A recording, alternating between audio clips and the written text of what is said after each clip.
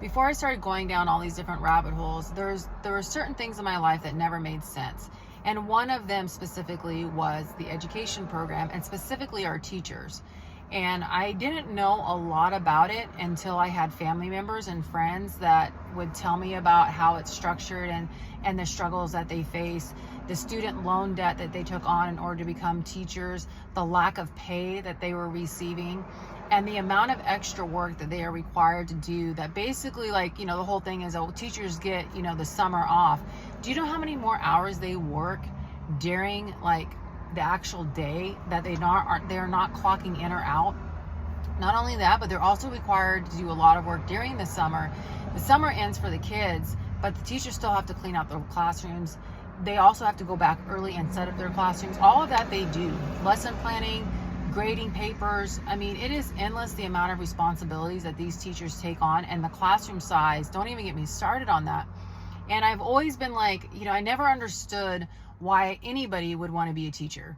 I love kids, but I would never want to take on the amount of debt and the education and this, like, college and all of that to become a teacher for the pay, and it's like we pay so much in taxes.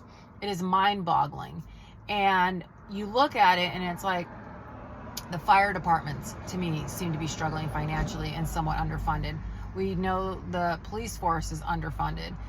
We know that teachers are underfunded. I mean, I don't want to give specifics as far as the people in my life, but there's someone very close and dear to me that literally pays for stuff out of, her own pocket. And on top of that, for birthdays and holidays, if you ask her if she wants something, she wants gift cards to Staples and different office supply things to get things for her classroom. So not only are they underpaid, but the pay that they do receive goes a lot back into their classroom and into the students. And no one's talking about that. And why I think it, like, is so passionate for me is because I've banged my head against that wall. Is I'm like, the number one thing that you think this country would be wanting to invest in is future generations to come, which are our children. And we send them to these institutions that are supposed to be giving them this education to prepare them for life, and it's really preparing them to think very narrow-mindedly. And if the government and big business truly cared about the direction of Americans and where we were going, you would see the funding at the school level. There's nothing more important than education and preparing our kids for the future of the world, but they don't. And they teach one thing and they expect every single kid to be good at it. And if you're not, then you're made to believe that you're dumb. And, then you set these teachers up, and a lot of these individuals had a teacher or somebody in their life that made an impact that they wanted to pay forward and do something. Or they have a love for kids and education and a belief in it. And they've been set up in this system that they have no idea that they're really designed to fail in, and it's heartbreaking. And I don't think that enough people give recognition to the teachers, regardless of how you feel about our education system. It truly has nothing to do with them. They are a victim in all of this.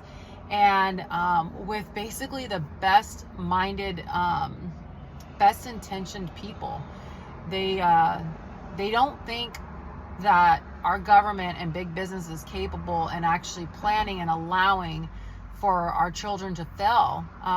They're fighting upstream. There's so many amazing people that I know are teachers, and they fight upstream to basically stay in the middle of a lot of things and still try to do the best they can for their children in their classrooms.